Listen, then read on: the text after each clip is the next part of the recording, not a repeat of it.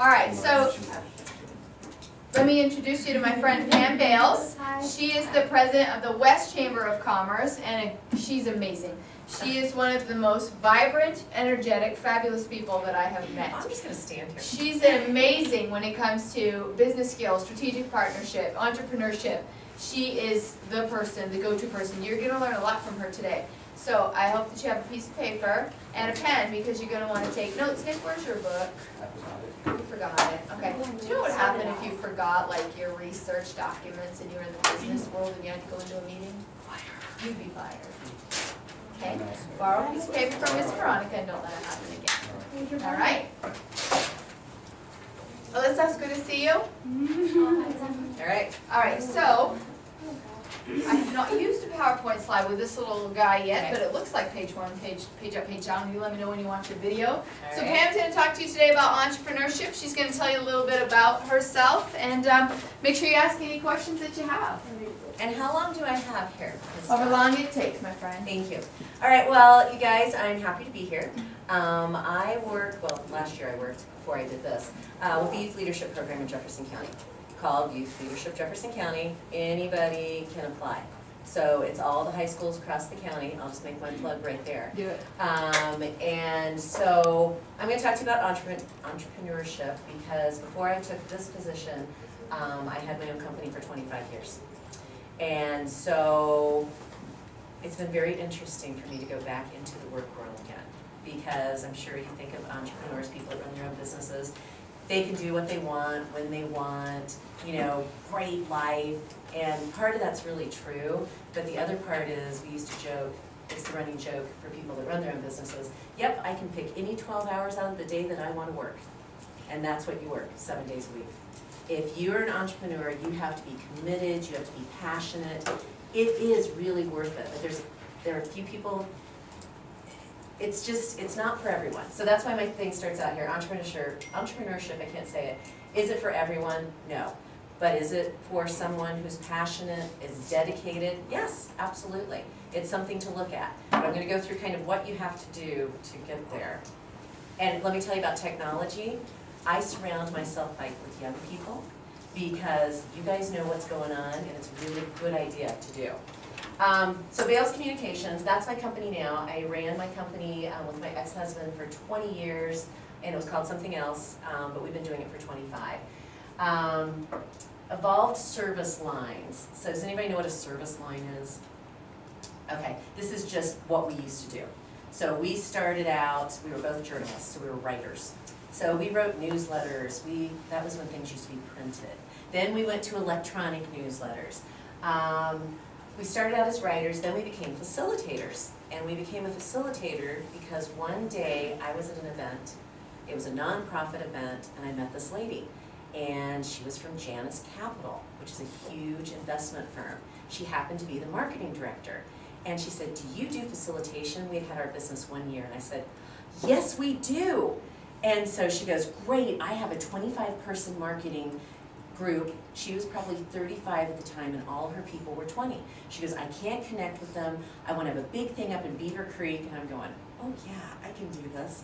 And so she goes, I want to do something like that. I'm like, great. So I go back to my husband at the time and said, so we have a weekend gig in Beaver Creek in 4 months with 25 people and it's Janus Capital. And he's like, okay, great, we can do this. So we got out highly effective people, we got out facilitation type of things. We really did our research. We did a beautiful facilitation for them, but what it really came down to, and we didn't have any credentials as facilitators, but we had credentials as communicators. So what it came down to was, these guys were all skateboarders, snowboarders. It was really like taking off then back in the day. I know you guys have never been without it, but snowboarding wasn't always around. And she was kind of up here. She's a really nice person, really smart, but her people were all down here doing something different. And by the end, they found out a little more about her, that she was a skier, that she had a lot of interests like them, and she wasn't really like their big sister or their mom. And then she realized how talented they were. Not that she had thought they weren't. And by the end, they were around the fireplace at Beaver Creek, hugging each other, and we're like, oh, so I think we should be facilitators now. So we did that for 5 years. Service lines, how they evolved. You meet people, you say, I have those skills. This is something entrepreneurs are really good at. They kind of say yes to everything. Now that can bite you. But for the most part, if you're diligent and you want the business, you figure out how to do it. I mean, you have to have the skills. We had the journalistic skills, we had the communication skills. Then we went into home building. That was interesting. And we communicated with the home builders, with their clients, got into some development, transportation. Basically, you could take the communication skill set and do it in just about any industry. So evolved service lines entrepreneurs do that all the time. If you hear of somebody who's like founded like a Google app, then they may do something else that's kind of connected but not really, because they're always looking for the next thing. And it doesn't have to be the next best thing, it's just the next thing for them. Entrepreneurs are a little, they don't like to be bored. And that's one of the reasons I like my job right now, because I do like 25 different things. So entrepreneurs like to always find something to do that's a little different. They don't want to stay in the same thing all the time. But that's a problem for them too. Lessons learned, balance. Entrepreneurs can get really enmeshed in everything they do and forget that there's a life out there. Oh yeah, you're married. Oh, you have children. Oh, it's like there's a house. There's a house that you have to keep. Oh, you're supposed to be cooking? Really? Balance is hard. Balance is hard in life, period. Once you guys have balance. High school, sports, friends, social things. I mean, you guys have to, everybody has to balance. Entrepreneurs tend to kind of get like this though and go, wow, I'm so excited about this, and they forget about the rest of the world, and it's like, yeah, you have to balance, And technology. I really mean that about younger people. My entire staff, well, okay, my marketing director is 34. He is the guy I go to and say, how do I do this on my phone? How do I do this? And I'm not afraid to do that. I know people that go, I'll figure this out myself. I'm like, I'm not. I'm giving it to somebody who's grown up with it. You guys have a lot of power there. My age group, there are some people that think, oh, I'll be fine. I'll just ignore it. I'll be old school. Never gonna work. The people that succeed as we grow older, and Doc can attest to this, are the people that say, oh, technology, yep, it's not going away. We have to learn it, and we have to learn it from you guys. You're the ones who have grown up with it. So you have some good value there. Don't discount yourself on that one. It's really good. Okay, next one. Am I supposed to be doing this myself? No. Okay, thank you, Nick. So 5 entrepreneurial characteristics. Be flexible. So I'll totally admit to you right here, I had a beautiful 101 entrepreneurship presentation. I'm glad you're taking notes because I had papers to hand out. I couldn't find it on my laptop. And that was at noon this afternoon because I had a big event this morning.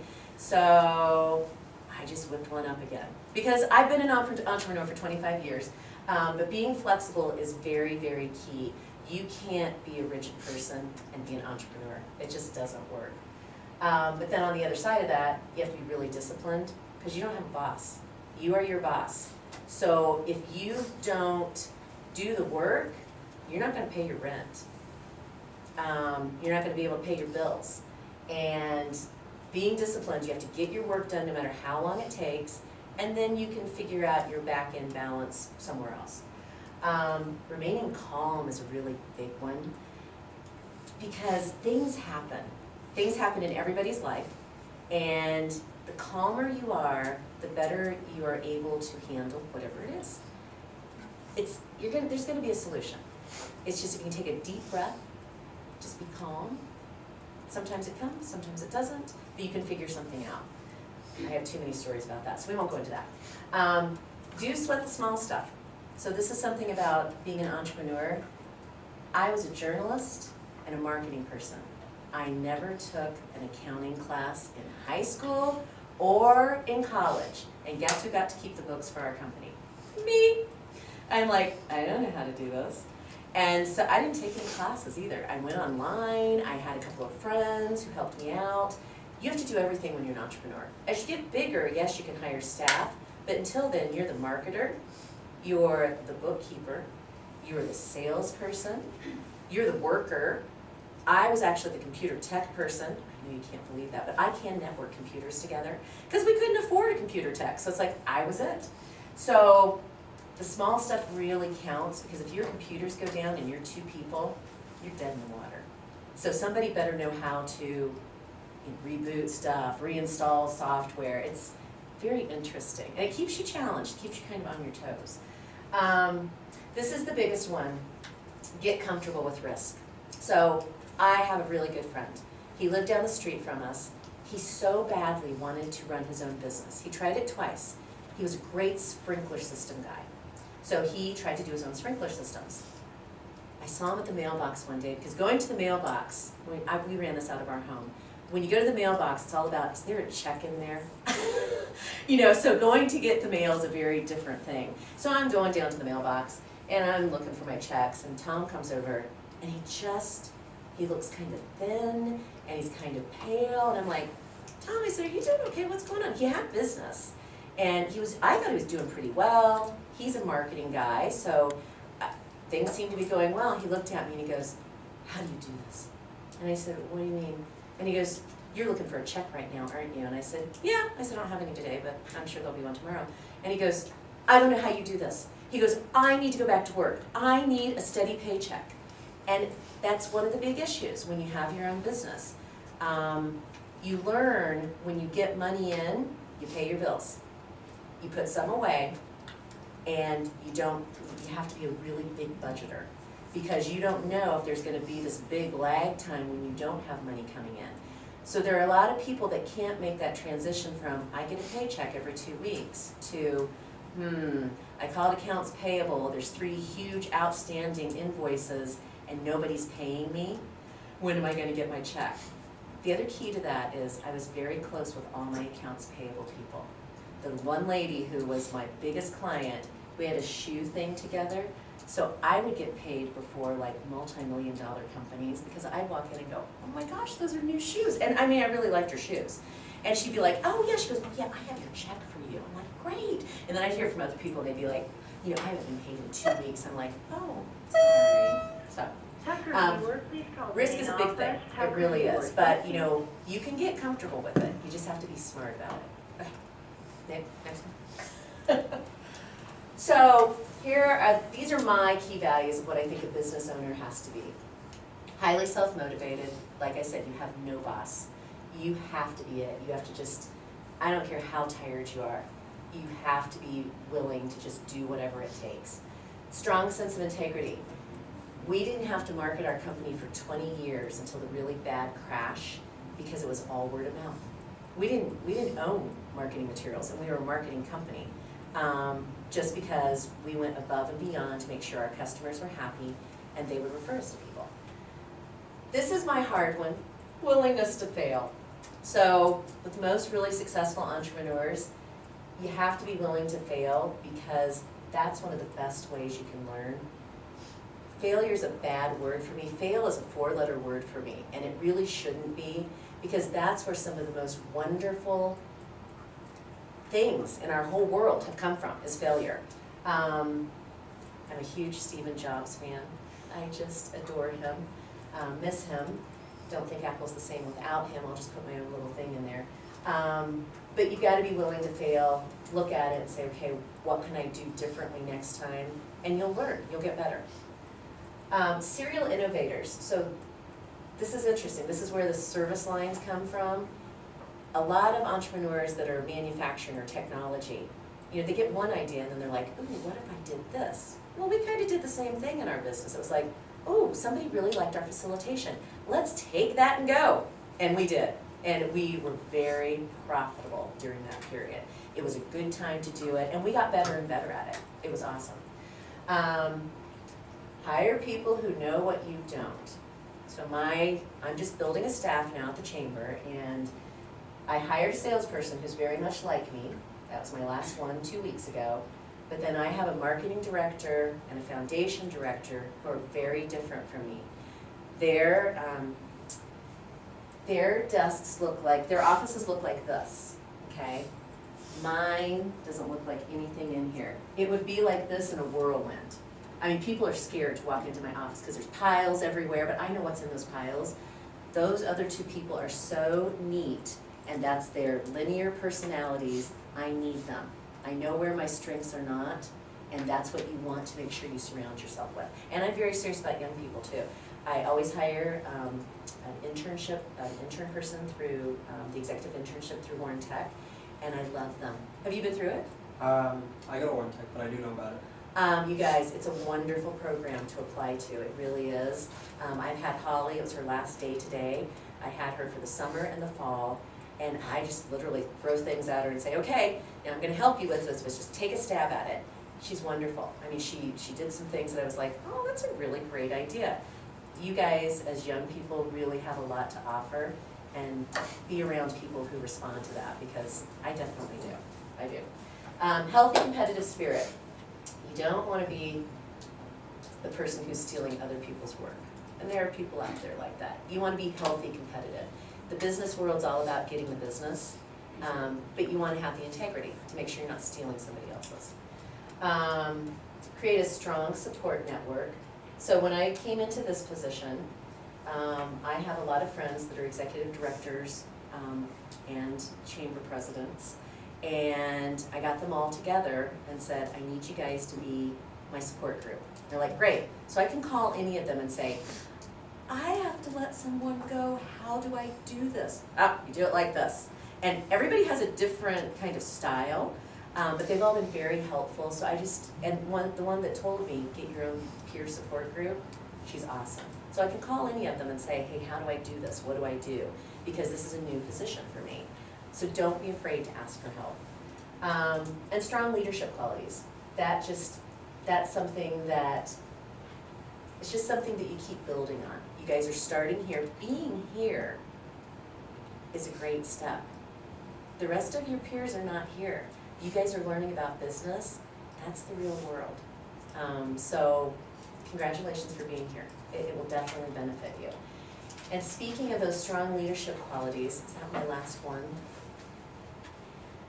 Oh, passion. It's essential to running your own business. Whatever you're passionate about, that's what you have to go for. Because if you're not passionate about it, you're not going to put the hours in. You just, so the other thing that I do that kind of was one of those service lines is I do special events. And so I was at a special event this morning, and it's called Celebrate Women. And it was 9 women across Jefferson County. These women, I don't know how they must not sleep. They have done so much in their lives. And it's a big event. It takes a lot of people to put it together, but I love that. And it's wonderful.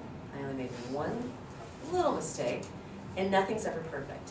And you can't beat yourself up about it. My marketing director right now is beating himself up about a slide, and I'm like, Jeremy, let it go. I said, it's over. Everybody had a great time. We're now moving on to the next thing. So passion is really key. And then I have a very funny video for you guys. We can get it up, because see, I don't know how to use the technology, but I got people back there doing it. So this is, being a great leader, being a strong leader is awesome, but this is about, and I don't know if it's gonna work. This is about the first follower. So I'm not gonna say anything. We have audio. I just want you guys to watch it. I don't know if you've ever seen The Dancing Man. It's very old, it's hysterical, the video footage is very bad, but just watch it and see what you guys think. Hopefully this is the one that's not as shaky. Oh, come on, this is so Sorry, I'm having trouble with the internet.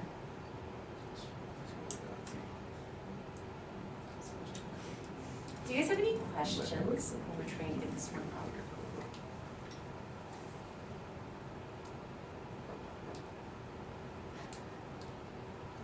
Why don't you tell me about your job at the chamber and what you do as a chamber president? Okay, so as a chamber president, I kind of get to blend everything. Having a staff is new for me. I'm used to contract people, because I would just contract, they would work for me, I pay them. So we have a staff of 4 now. And basically, do you guys know what a chamber does? Okay, so we have many chambers of commerce. We have Arvada Chamber of Commerce. My friend Cammie's up there. That's where Dot used to be, by the way. Do we go by first names? We're not like... Yeah, where do you go back? Okay, so Dot was an amazing chamber president. You're sweet, thank you. And we have Golden, and we have Conifer, and Evergreen, and then the West Chamber. We work a lot with Lakewood and Wheat Ridge, and we kind of are regional for Jefferson County. So what Chambers of Commerce basically do, and I had to explain this to my intern, is we help businesses grow their business. So we connect other businesses with each other. We do networking events, which I would take my intern to, which is very funny because we eat and drink and connect. Not drink alcoholic beverages. No, iced tea and coffee and stuff. And we promote legislation that helps businesses, that are pro-business. We have a board of directors we report to. We do big special events to raise money for our chambers. And it's really about relationships. But there are a lot of boards that you inherit when you become a chamber president. We're not gonna get the video today, Pam, I'm sorry. Okay, that's fine. Evidently the Jeffco Schools Thing. wireless connectivity thinks that YouTube site might be, yes, sir. Can we go get somebody to help you with that? Nope, No, I'm I don't good. think, so I'm gonna tell you guys what it is. Okay, write this down. So look for YouTube dancing man follower, and that should pull it up. We like to give them homework, so everybody go and take a look at that, and Amy's gonna ask you about it on Monday. It is very funny. So I'm not gonna tell you all about it, but I'll tell you the basic premise. So these people will look like they're at a rock concert, but it's like in a field, and I'm not sure where it is. It's from 2010. So if you guys wanna write that down too, it's like the first follower. That's not what it's called, but you can find it on Dancing Man on YouTube. And it's about one guy out there dancing, and he looks ridiculous. Like you would be sitting there going, what is this guy doing? I'm so embarrassed for him. He has shorts on, no shirt, doesn't look that sunny because everybody else is in shorts and shirts. And it's about the first follower. I'll just tell you that much. And in any position as a leader, it's great if you're a strong leader, but you gotta have the first following you to get the rest of the group to follow you. So I'll leave it at that.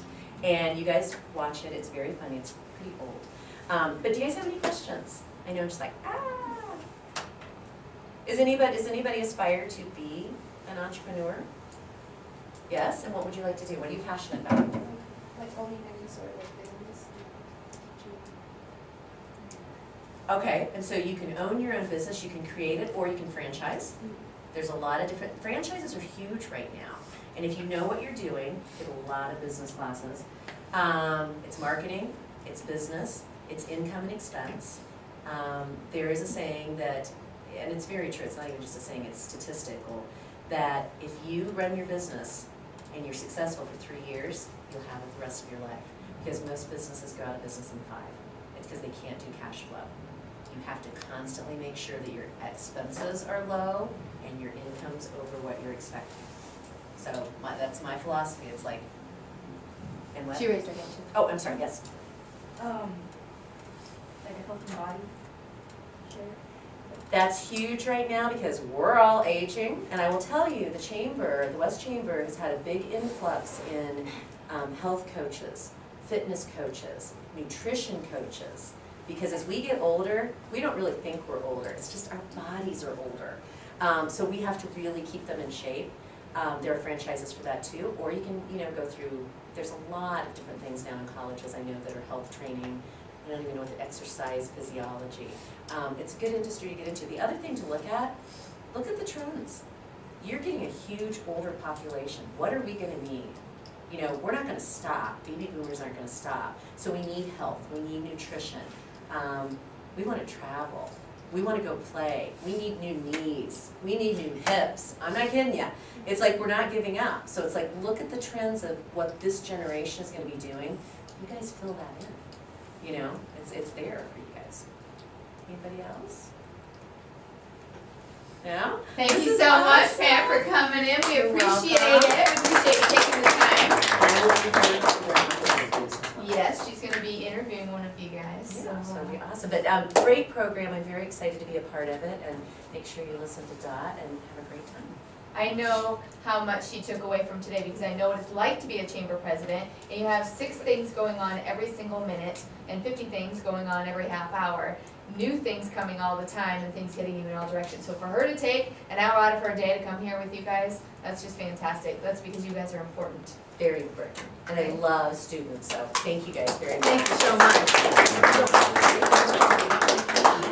I have two items here too. Perfect. Thank you, Dot. All right, we are gonna talk about networking. Do you remember I touched on this the other day? We talked about the importance of networking and how, come on over here, come on over here and sit over here. You guys are in the dark, you sit over here. I'm gonna turn the lights on real quick. Did you get out of there? Yeah, I just. Okay. All right, so you guys heard me allude to on the first day that I have never went out and looked for a job before. Every job I've ever had has been somebody calling me to say, will you come and do this job? Why is that? Because I have a huge network of people.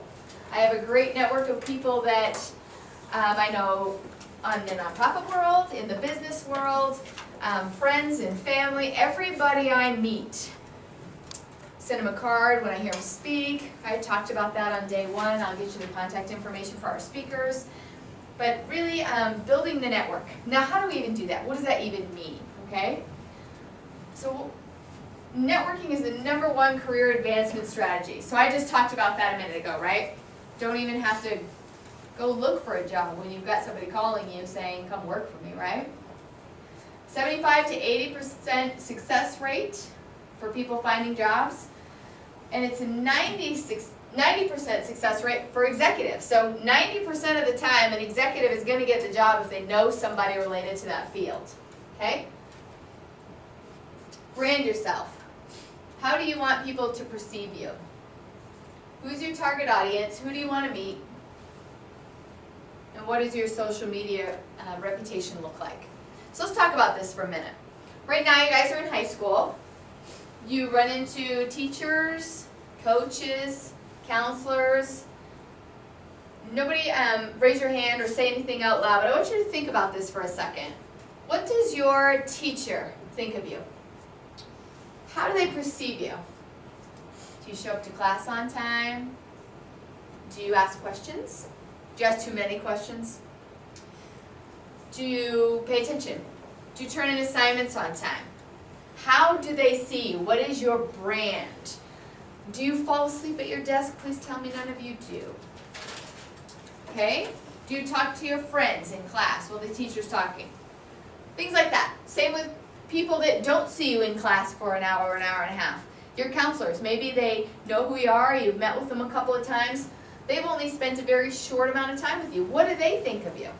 Do they remember your name when they see you in the hall? That is your #1 goal, right? When you meet somebody, you want them to remember you the next time. You want to make an impression on them, okay?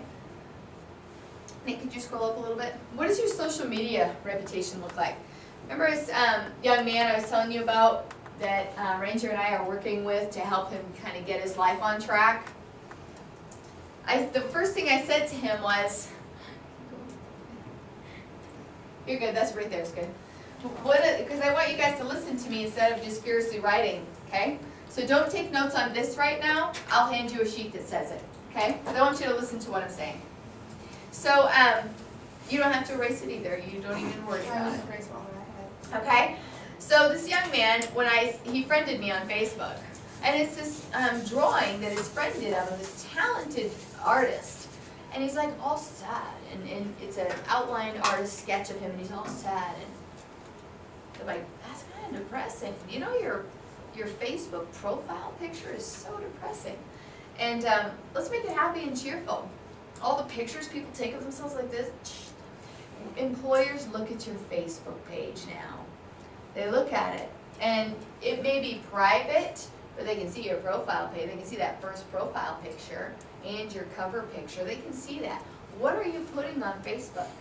What is your status update? Okay? So, you know, most people don't care about what shape lunch. Most people don't care about that. I know you care about that a lot. You want to share every thought that you have with the world. Here's what I want you to think about next time you update a status or a picture or post something on Facebook. Would I want my teacher to see this? Would I want my grandmother to see this? Those are the two people that I want you to think about, okay? You can think of your mom. If she's super strict, think of your mom. But what would my teacher think of this post, and what would my grandmother think of this post? Do I really need to put that on there? Okay? So think about that. And I know that in the beginning, when Facebook, you want to get as many friends as you possibly can, right? You want more friends than any of your friends have, because that's the coolness factor. People say, oh my gosh, 1,600 friends, seriously? But then after you get to that big, huge number, you can start backing out of people that post obnoxious stuff. You can unfriend them and unfollow them and things like that. So take a look at your social media and what you have posted on that recently. And as you move forward into the work world, you really need to back that off, okay? Party pics, alcohol pics, You know, if you want to send a pic to your friend or show a pic on your phone and then delete it, don't put them out there on the internet. They don't go away ever. I want to tell you a little story about a friend of mine. So when I was the chamber president, I had a high profile position, okay? So when we took a position on 60, 61, and 101, these amendments a few years back, there was a guy out there that blogged about me. And the name of the blog was called Right or Wrong, the Arvada Chamber of Communism. Really? So I thought it was horrible. You know, at first I was so bummed because I couldn't take it down, I couldn't write anything, but this guy didn't even know me. I'm a really good person, and he's writing that I'm a communist because I, you know, oppose 60, 61, and 101 amendments. But that was nothing compared to the next one he wrote. So Arvada's sustainability coordinator, I won't say her name, but she's young. She's 26, 27 now. This was a few years ago. And her blog that this same guy wrote, and he wrote one about everybody at the city level. Arvada's sustainability coordinator, a drunk, ? And it's all of her pictures from Facebook of her dancing on the bar with her friends with beers in her hand. It's awful. Okay, mine's not so bad. I could be a communist. All right. It's awful. People will find those pictures of you. When I got a call to do this job, it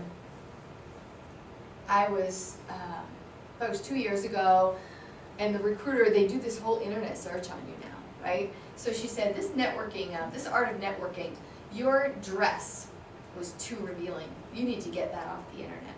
First of all, it was something that somebody took. It was a little quick tips, and the problem was I was sitting at my desk and she was standing up with a video camera, so it was a bad camera angle if you're wearing a black dress. I'm like, oh. You know, but that's, I mean, even something as little as that, it was an educational video on the art of networking, and I just got annihilated for it because this recruiter thought it was an inappropriate outfit. So that's, be careful of what's out there. So another homework assignment, the first one is to go look at that video. The other homework assignment, Google your name and put it in quotes. Yes, sir. What did you check that? That's good. If you've already done it, you don't have to do it. I do it regularly. I do it every 6 months. I Google my name in quotes. So if I just did dot, you'd get a couple 6 billion things because there's a dot and everything. But if you put Dot Miller in quotes and Google Alerts, do you have Google Alerts on your name? Okay, you want to set that up. So what that is, just Google Alerts, and it'll come up, and it'll say, okay, what do you want an email about? And so I put in quotes Dot Miller. I set that as a Google alert. Anytime, anywhere in the world, if something on the internet has Dot Miller in it, I get an email about it. Now right now that's a lot of old people dying because there's a lot of old people in Dot. So I get a lot of obituaries. But when I was in the chamber, I was getting articles all the time. I knew when I was quoted in the paper. I knew when somebody put a blog out there about me. I knew when somebody uploaded a video or took a look at a video that I had done. I got an email about it. So Google your name and Colorado, and don't put Colorado in quotes, but Google your name in quotes and then the word Colorado so you see everybody in the state of Colorado with your name, things like that. And then go to Google Images and Google your name. See what comes up there. Okay, right now you may not get too much because you're in high school and you haven't been out, with the exception of Facebook, you may not be out on the web as much, but still it's always something to take a look at, you know, see where you're at. Google anybody else, you know, some adults that you know and see what you can see, you know, just to check it out, okay? How do you network? All right, so sometimes it's really uncomfortable to walk into a room of people that you don't know. it's really fun to bring some friends. I mean, you guys all sat together when you first came in here because you knew each other, and it's comfortable to sit together, all right? But how many of you guys have ever walked into a room of about 20 or more people and you may not have known hardly anybody there? Yeah? Was it a little uncomfortable? Yes, okay. What was the first thing you did? Look down at your phone, find something to do, walk over to the side? Yeah? Get quiet, Kept quiet? take notes. Yep. Anybody else? It's pretty scary, right? All right, so I'm gonna give you a little trick to that. Know that that is scary for adults also. I teach this class all over the state of Colorado to adults. I just started teaching it to in these classes when we started this class, but I've always taught this to adults because adults need this class. They need to network, just like Pam said, to build their business. And if you're not comfortable with it, it's not going to be effective, right? So here's what, one of the networking things I do, Miller and Coors combined. And so they had me come into Coors and talk to all of their employees at a seminar because they were going to have a dinner that night and a networking event for all of the Miller employees and all the Coors employees to get to know each other. But people have a hard time walking into an event like that. What would have happened? All the Coors people would have been over here, and all the Miller people would have been over here. And they wouldn't have done anything to get to know each other. So I walked in and taught this seminar. So the easiest way, this is going to sound a little bit corny, but people do it all the time, and adults really have said to me, that works. Thought it was a little bit corny when you told me, but it absolutely works. When you have a few friends over to pick on Jane, you have friends over to your house. Let's say Veronica comes over and brings somebody that you don't know. Are you going to say hi to that person? Is that uncomfortable if she brings somebody you don't know? Yeah. It is? Okay. Anybody? Is there somebody else that if somebody came over to your house, it's not really uncomfortable because it's your house? Yeah? Okay. If somebody brought a friend and you'd be like, hi, thanks for coming over, right? It's not like you're walking into a big group of people. So if somebody comes over to your house and you don't know them, it's easy for you to say, hey, thanks for coming, let's go have some pizza or something like that. When you're walking into a big group of people, turn your mindset around and pretend that you are having a Christmas party or a Halloween party or something fun at your house. And these people are in your house. This is your party that you're hosting, okay? Or maybe it's at school, and these people are coming to your school because you've invited them here, okay? Change that mindset. And now it's your event, you're the host, okay? When you're sitting at a table, you guys are gonna have to, now that it's your senior year and definitely in college or definitely with your job, you'll be at a luncheon or at a breakfast or something with some people that you don't know. You know, when I sometimes speak to Kiwanis groups and I'll have you guys come and have breakfast with Kiwanis, and when you're sitting at that table with those guys, be the table host. Be like, oh, you guys are at my table. Hi, how are you? I'm Dot. Hi, how are you? I'm Dot. Talk to them. You know, ask them questions like, what do you do for work? If it's an adult, what do you do for work? Tell me about yourself. Those are super open-ended questions, and it will not be a yes or no question.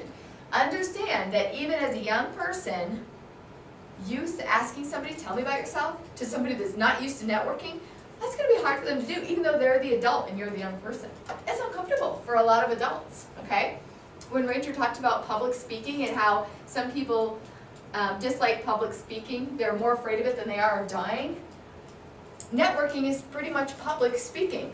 You know, one-on-one in a big group, right? So, introduce people to each other.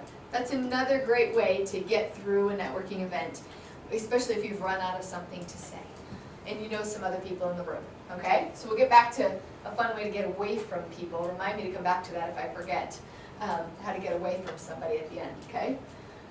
Be the table captain, we talked about that. Be confident. Again, it's your party. We don't need to really go into that. Don't try and sell yourself all the time and tell people everything about yourself. Listen. If they ask, absolutely tell them about yourself. But listen to what they have to say. You know, get to know them. Make a mental note. At a business function, and eventually you guys will be doing this, but at a business function, you take business cards to an event like this.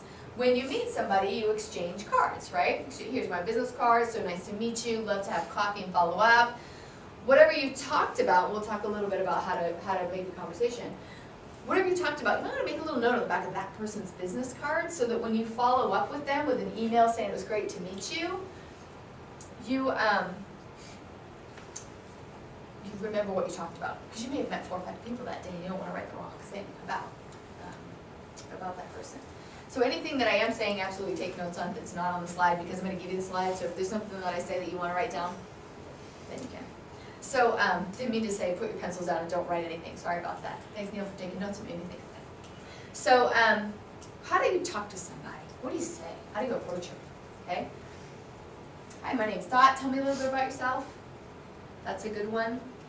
If you ask yes or no questions and you get somebody that's nervous about networking, they're going to just give you yes or no, and that's going to be hard. Then the next question and the next question is going to be hard. So you want to keep asking open-ended questions until you find a rapport with somebody, find that common ground, find something in common, right? Did you grow up in Colorado? Or where are you from? Did you grow up in Colorado? That's a 2-part question, right? Because if you just say, you know, are you from Colorado, yes or no? Where are you from? From Colorado? No, I'm from the East Coast. Oh, do you ski? That's another one. In Colorado, most of the time they're going to say yes. If you're a skier, great. Or, do you play sports? You know, same thing here in high school. If you're meeting somebody, you know, do you play sports? Tell me about yourself. Caitlin's new here. Where'd you come from? Where did you know, what school did you go to before here? What are you doing after school? That's a great question to ask people your age. What are you doing after college, or after high school, after graduation? Where are you going to be? What are you going to do? What do you want to be when you grow up? That kind of thing, you know? Something that's going to be an open-ended question until you find that common ground where you guys have something really to talk about.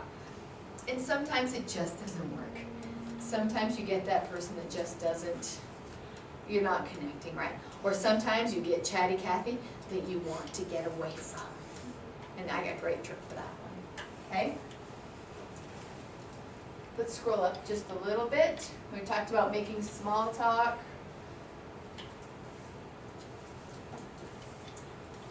When you're talking to adults, and this is something that I need to get better at, know a couple things about the news. So I have 9 news alerts on my phone and CNN alerts on my phone.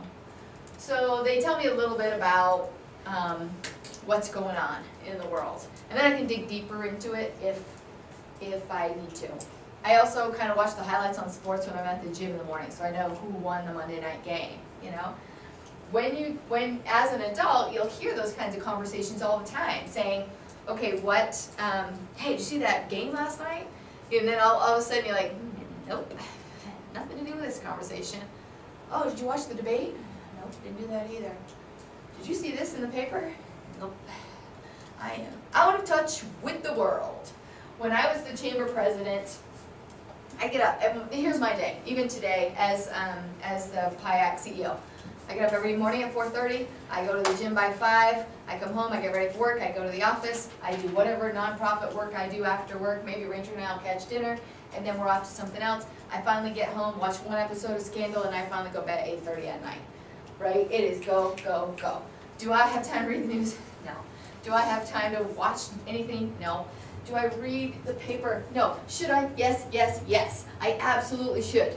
I need to. I need to read all the time. Ranger reads everything. He reads all the time. He's so much smarter than me. He knows every current event ever. When I was with the chamber, my office manager, Denise, it was her job to tell me anything important that happened in the news. She had to do that every day so that I was kept in the loop. I don't have a Denise right now. I need to find somebody on my team to do that for me. But I stay up on current events so that if somebody asks you about it, you can say, even if you don't know a whole lot about it, you know what, I did see that, I saw that there was a debate, and I didn't really get to watch it, but yeah, I did see that it was on the other night, that kind of thing. You know, at least you knew that it existed, right? What, there's no action? Okay. Volunteer, we talked about that. And after when you get your first job and you're out of high school and you're on your path to career, join a board. Get on a committee. Do you know that the city of Arvada has boards and commissions that you can apply for? You know, they have the Festivals Commission that runs the Kite Festival and the They don't run the Harvest Festival, a different committee does. Chocolate Fair, Scarecrow Festival, they run all those festivals. They're looking for people to sit on those committees and do fun things and volunteer for their festivals. Did you know that? No. Yep. They have Sustainability Commission. They have Planning Commission. They have all kinds of them. And they put in the paper, all the, every year, that they're looking for people to sit on these committees. You guys can do that. It'd be so fun. Right? They need you. I've done strategic planning with some of those commissions. They need you. Okay? Let's scroll up a little bit. LinkedIn. How many of you guys have a LinkedIn profile? Okay, create one. That's part of your homework before the end of the class. Go to linkedin.com. LinkedIn.com. It's right here, LinkedIn. Okay? The other thing, so what it's going to do is have you put a profile picture up there. Nothing like this, people. And it's going to, LinkedIn is really for business networking, but at least get to know LinkedIn so that you can put it on your resume. Social media savvy, LinkedIn, Facebook, Twitter, okay? So you put in there where you live, where you go to school, what your major is, what you want to be when you grow up. You can add a resume to it, which you'll be able to do after this class, all right? So I have a LinkedIn profile. How many of you guys use Twitter? Yay! And you guys can show me a little bit more about it. So go to twitter.com. Okay, it's another assignment, twitter.com. Create a Twitter handle. And go out and follow people. Follow what's fun for you. Denver Arts. I follow like 9 News and stuff where I can get my news updates. But I also follow Denver Tourism and Arvada Visitor Center. Arvada Visitor Center is a really cool, really cool organization that posts all the events and cool things that are happening in Arvada. So it's a great thing to follow. I think it's called Visit Arvada, but check it out. All right? Okay, so let's talk about handshake and eye contact. How many of you guys think you have a good handshake? All right, so I'm going to come around and I'm going to shake all of your hands, okay? So here's what we get as handshakes. Ladies, please do not give me a lip handshake, but also please do not break my hand, okay? It is so crazy how some women try to overcompensate with this aggressively horrible handshake that goes because they want to really feel like I have a firm handshake. Yeah, that's not cool. But the limp handshake, not cool either, okay? So when you're meeting somebody for the first time, it is important to smile, make eye contact, and say, hi, my name is Dot, and shake their hand. And I always reach my hand right out. Hi, my name is Dot. Hi, my name is Dot. Hi, my name is Nick. Good handshake, Nick. Hi, my name is Dot. Hi, my name is Maddie. Good handshake, Maddie. Hi, my name is Dot. Hi, my name is Neil. Good handshake, Neil. Hi, my name is Dot. My name is Lisa. Good handshake, Lissa. Hi, my name is Dot. My name is Lisa. Good handshake, Lisa.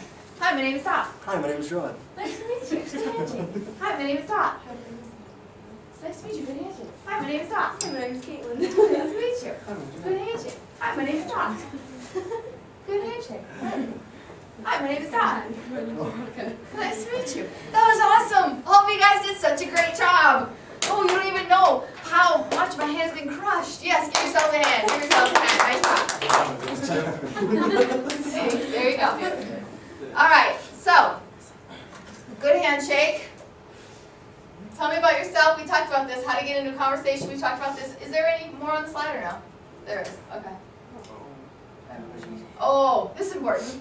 Okay, how many of you guys have mentors? Define it. Okay, that's good.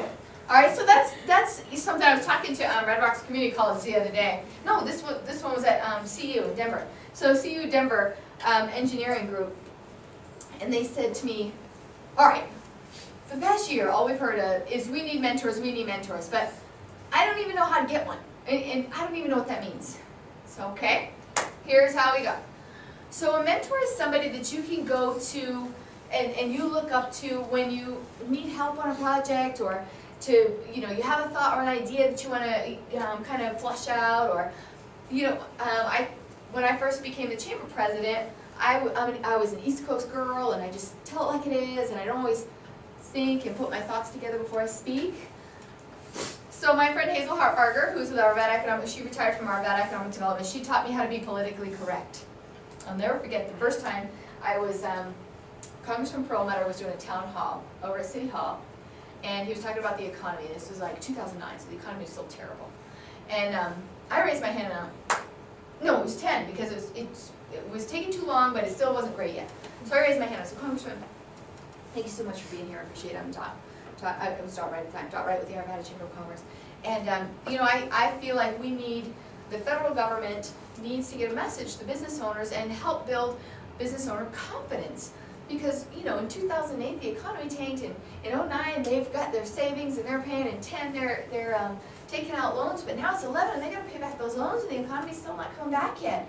You know, how can the federal government give the business owners that consumer confidence, or that business owner confidence that consumers are gonna start spending money again? Instead of the doom and gloom, we need that positive messaging so that they stay in business and they don't just close their doors. Do you know what the reporter said that I said? This reporter said that I came in and said all of our Arvada businesses had no confidence in the economy and they were gonna shut their doors. What? That's not what I said! Oh my goodness, I'm so mad. I wanted to call that reporter and tell her exactly what I was thinking. So I called my friend Hazel, I'm like, I can't believe this, this makes me look so bad. It makes our Arvada businesses look bad, made me look bad. And so she said, relax, you know, why don't you write a statement, put it in writing, your statement of how our Arvada businesses are succeeding, and here was my intention of those remarks, and send it over to her. But not only did that, I sent it to every other reporter I knew because I didn't want them writing up anything saying that I said that. So, you know, I needed somebody to help me be politically correct. Hazel was my mentor when it came to those things. My mentor when it came to you know, building relationships with different people in the very beginning. So another mentor could be fundraising. My friend Ron Slinger, who you may or may not meet if he's available next week, he's fantastic. He's over at Red Rocks Community College. He's a vice president over there. He's a master fundraiser. He's the one that's raising $10 million to build out the Arvada campus right now, and he's almost there. It took him like this much time to raise $10 million. He's a mentor to me when it comes to fundraising, okay? Mentors are people that can help you and guide you and advise you. They're advisors, okay? So how do you meet a mentor? If you've got something that you want to do, whether it's start a business, start a club, anything that you want to do, you can ask somebody that's familiar with that, familiar with a business. If you want to start a business, or if you want to start a business, you could call Pam, you could write Pam an email. Thank you so much for taking the time out of your busy day to be with us at our career readiness class. I would love to stay in touch with you so that when I'm ready to start my business, maybe you could help me. Maybe you could guide me a little bit and answer some questions. Maybe we could brainstorm a little bit. That's how you ask a mentor. You're not asking Pam to commit 50 hours a week to you. You're not asking Pam to hold your hand for the rest of your life. You're just asking her to be there if you need some help. That's how you approach a mentor. That's how you approach a mentor, you know, for something in the future. If you have something right here and now, that's just asking. When you're asking an adult for advice, that adult is the mentor, okay? It could be parents, coaches, teachers, neighbors, anybody in the professional world that you seek advice. I have hundreds of mentors. I can't even have enough mentors. Those are people that I seek advice from, okay? Also, be a resource. What can you do to help somebody? I love to help people. Anytime people call me for help, I just got a call on the way here from the Cherry Creek Chamber of Commerce Board of Directors. They are trying to decide whether or not they should go from a part-time executive director to a full-time executive director. What do they pay that person? What does it look like? What does the job description change to? And so I said, absolutely, let me help. Let's set a day and a time, and I will come out to Cherry Creek and I'll sit down with a few of your board members and we'll do some brainstorming. Okay? Be a resource, be a help. If somebody says to you, hey, I want to start a junior achievement class or something like that, who can help do that, you know?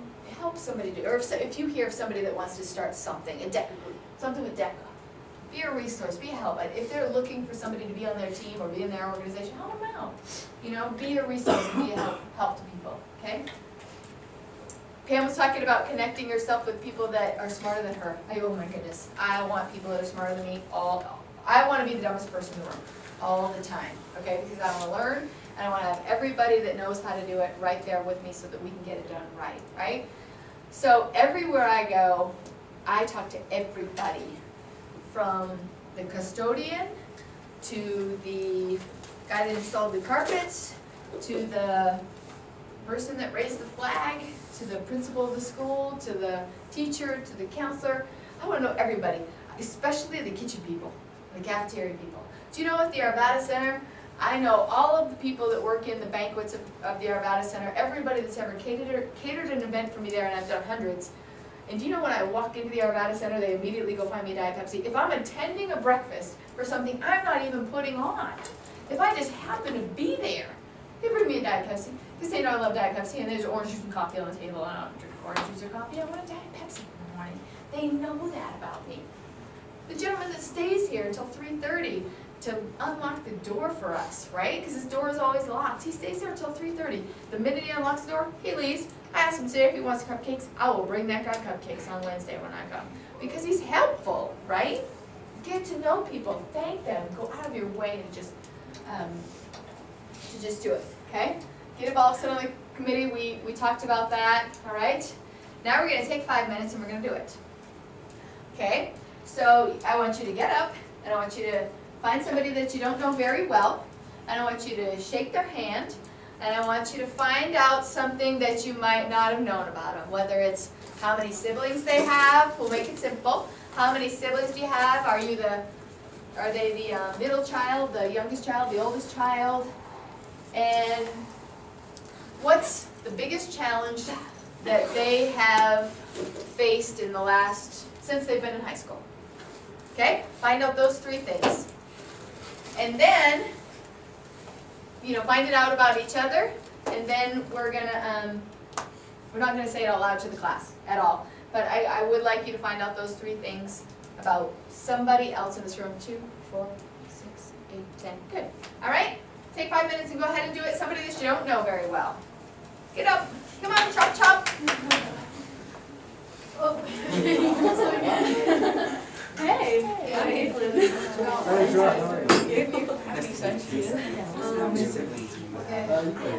Hi, Nick. I'm not. How are you? Nice to meet you.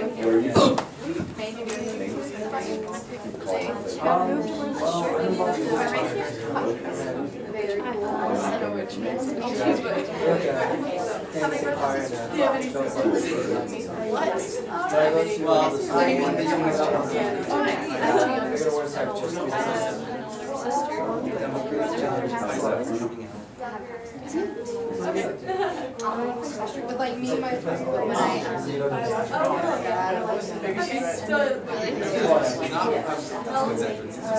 23. What color are you? Oh, really?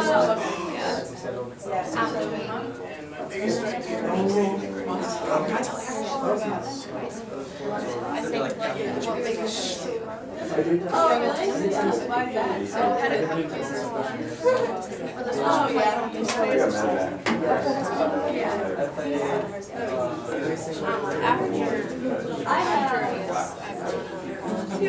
is I'd rather have it. I'm scared right after than not because I know. Yeah, like after it's all feel awkward. I feel like I'm not walking, so I'll be like, oh my god.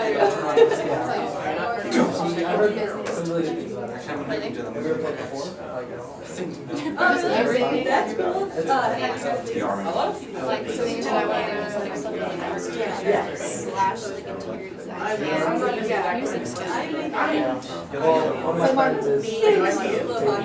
freak out. Like, oh my god. You like that? Yeah, I remember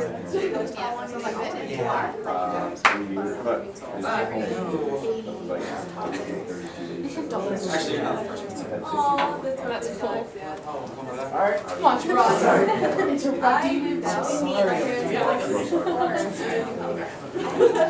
Well, I have a teacher.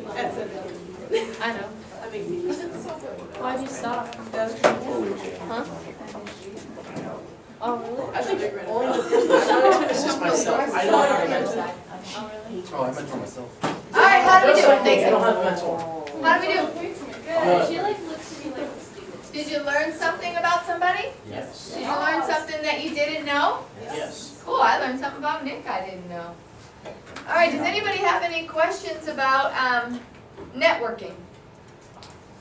All right, a couple things, right? Remember I said don't forget me to tell you about this? Don't forget to tell me. So body language is everything, right? You want to feel, when you're standing up here, I close my arms all the time, right? And I remember always hearing in, in seminars and stuff, they say don't cross your arms, it makes you look closed off and makes you look unapproachable. But it's not as prominent in women because women always cross their arms. Men, it could be closed off.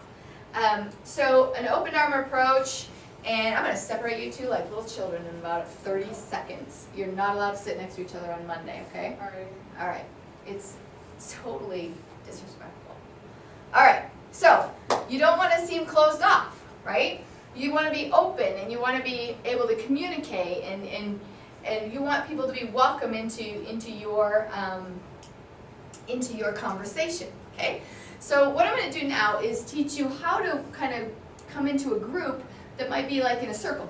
You'll see this a lot in high school, right? And many of you guys do it too. You're talking with your group of 4 or 5 friends and you're in a circle. So in a networking environment, when you want to meet a whole bunch of people and it's a business environment, you might not do this in high school, but you might want to.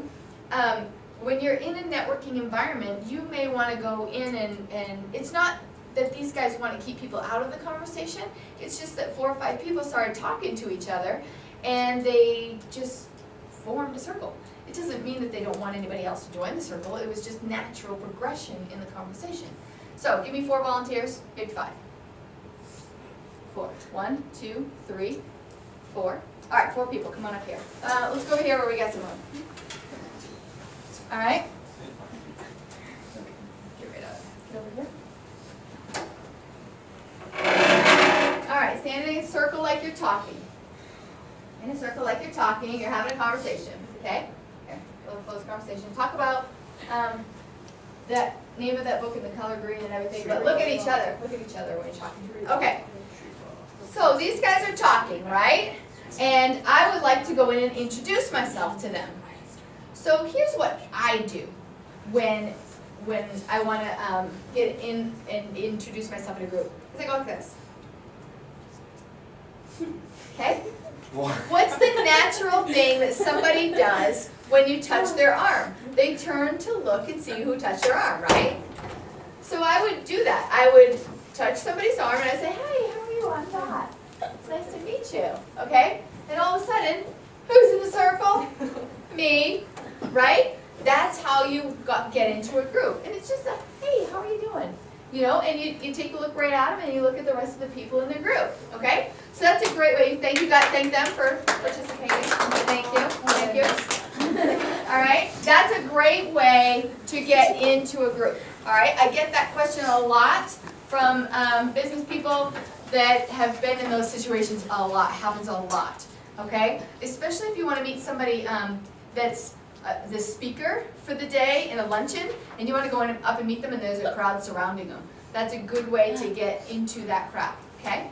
So now I need 2 other volunteers that weren't just up here. Maddie? Yeah, come on. All right, you 2 right up here.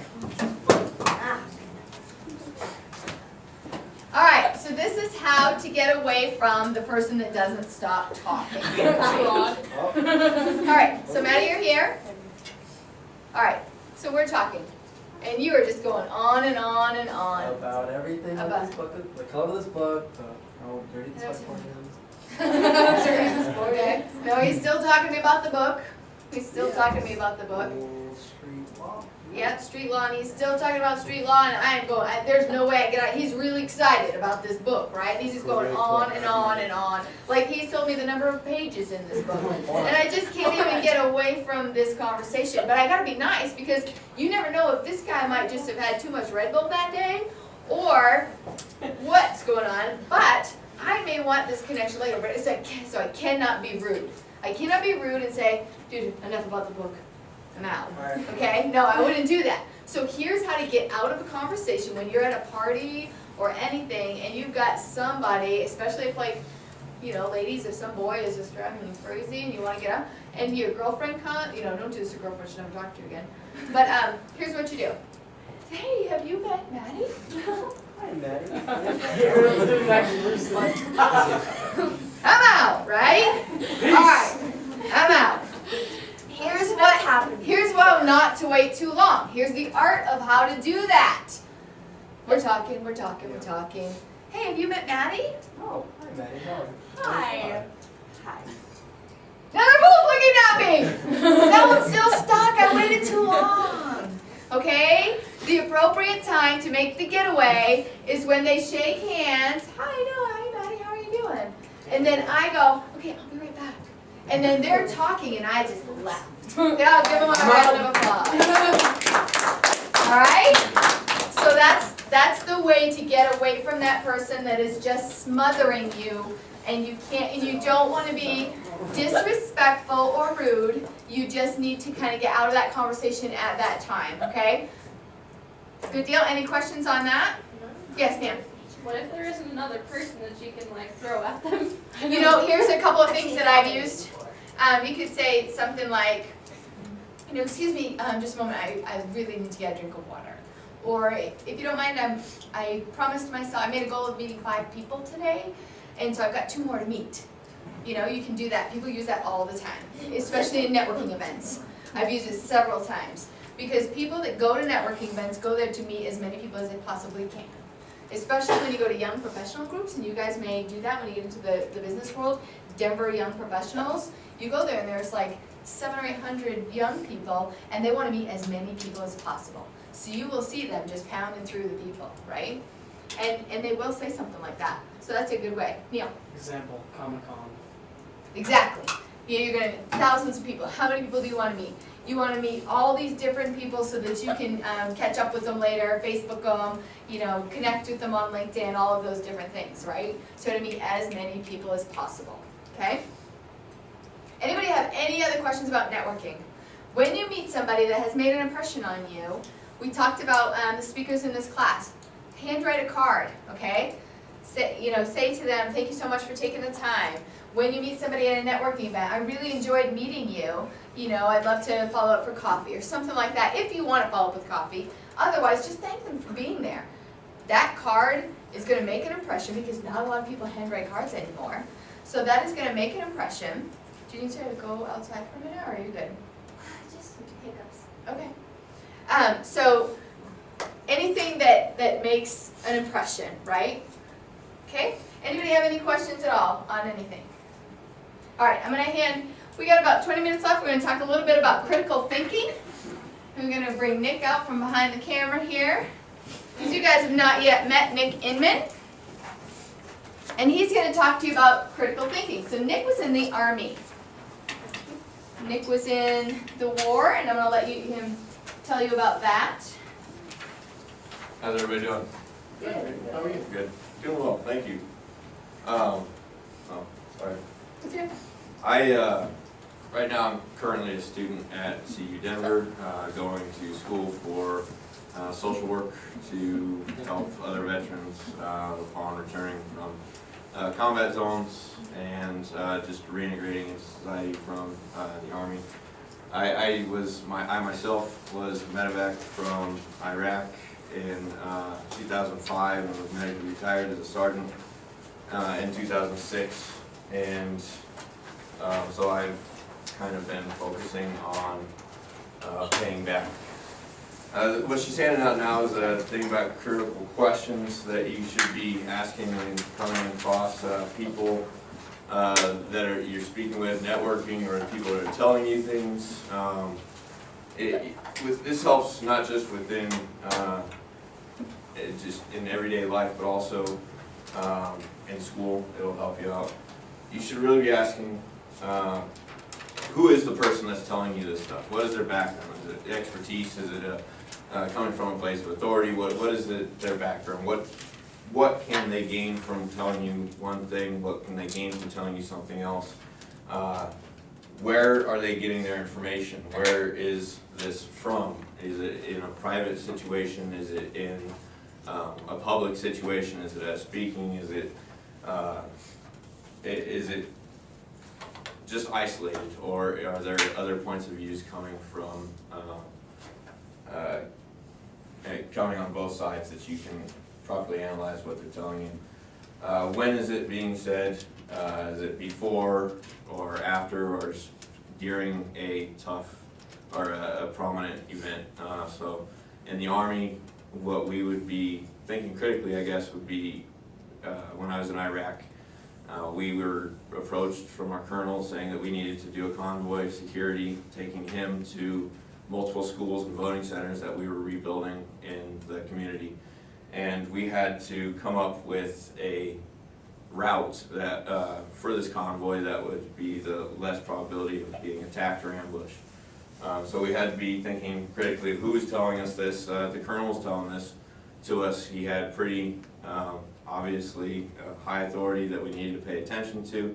He allowed us to figure out what routes we wanted to take, and we had to figure out what time we would leave in order to make it there safely.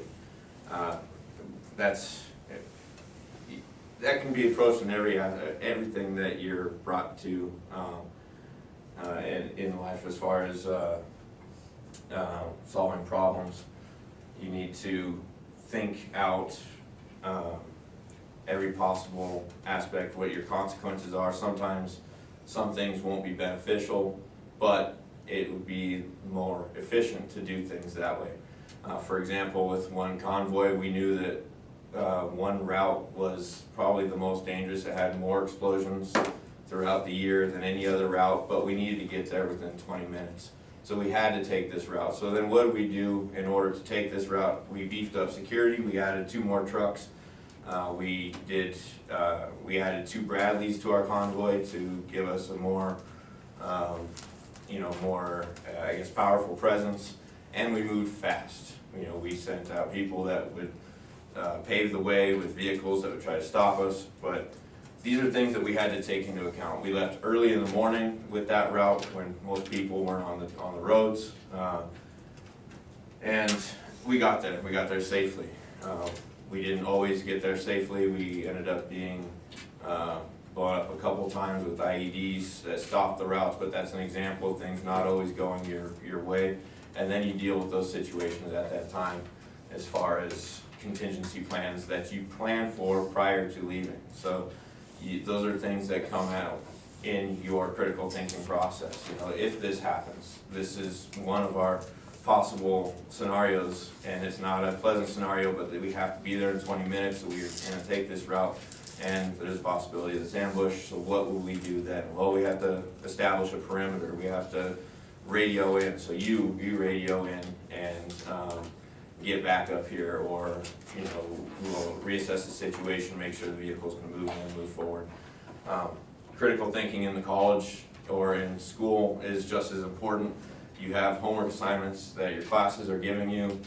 You have 6 classes, sometimes 18 credits, or 5 classes, and you have, around this time of year, you have a lot of stuff to do. A lot of papers that were given out, a lot of homework assignments, and sometimes you just don't have the time to do everything right now. So you look at your situation and you figure out what you can do, what is the most important that's due, your time, the points, what your grades are, what you need to get in order to achieve that grade, and who in that instance would be you. You're the one talking to this. What is the situation would be your homework, your grades, where is an internal situation, or internally, when is now, or by the end of the week, by the end of the semester, what you need to do, when are you graduating, what classes are you need to complete this,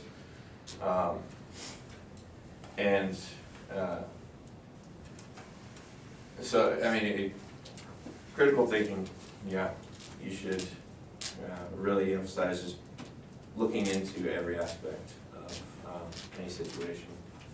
Very cool. Does anybody have any questions? Anybody have any questions for Nick about his time in the military?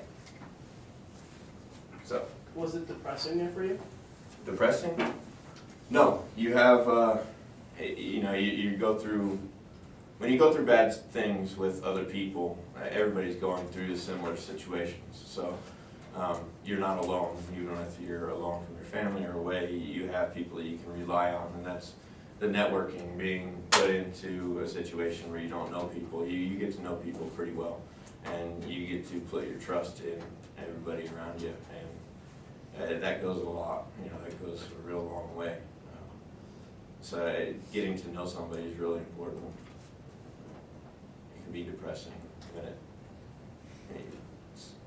sometimes, yeah, but overall it's just something you get used to when you do. The camaraderie. Yes, yeah, the brotherhood, the camaraderie, you live for that.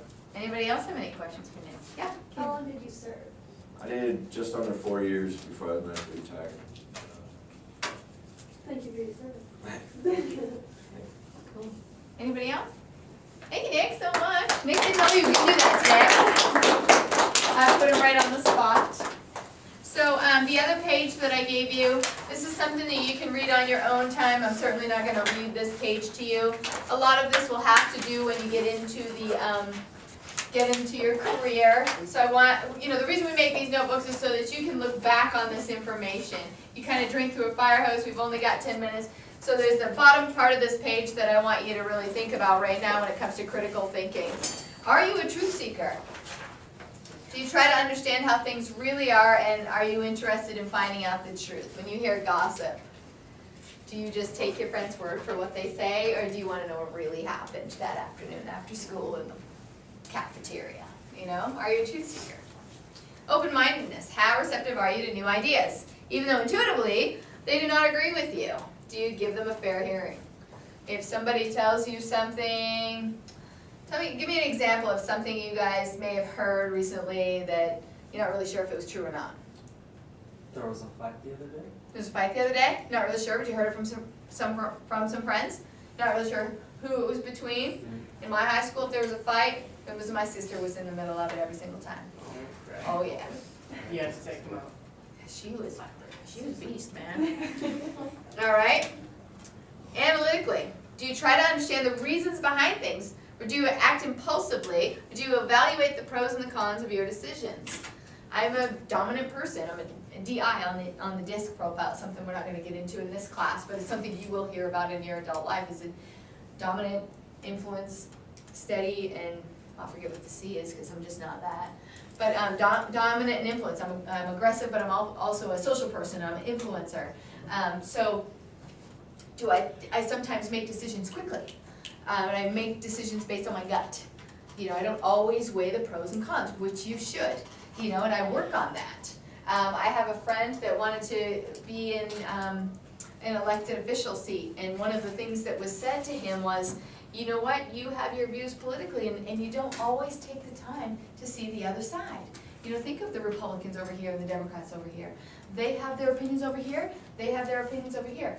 Do they take the time over here to hear what these people are saying? Do they even take the time? That's what that is.